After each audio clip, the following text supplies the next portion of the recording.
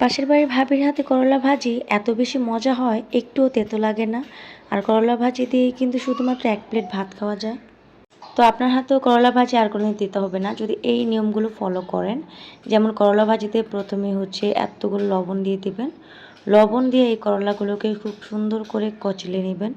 কচলে নিয়ে এইভাবে করে খুব সুন্দর করে 2-1 বার যদি আপনারা করেন এবং হচ্ছে কচলে নেওয়ার পরেই দেখবেন আপনারা আপনাদের করলার যে তেতো রসগুলো আছে ওইগুলো কিন্তু খুব সুন্দর করে বের হয়ে যায়।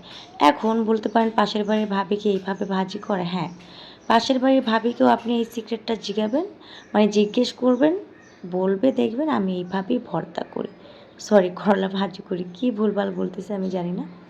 যাই হোক, দেন হচ্ছে এইভাবে খুব সুন্দর করে করলাটাকে কচলিয়ে লবণ দিয়ে এরপর হচ্ছে আপনার পানিটাকে চিপে একদম খুব সুন্দর করে চিপে চিপে আপনার হচ্ছে করলার যে তিতা পানি মানে তেতো পানি সেটা হচ্ছে ফেলে দেবেন।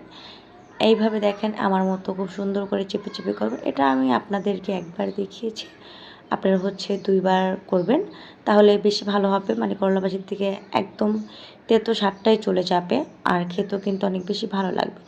তারপর আপনারা যেটা করবেন, ভালো পানি দিয়ে খুব সুন্দর করে আবার করলাটাকে ধুয়ে নেবেন।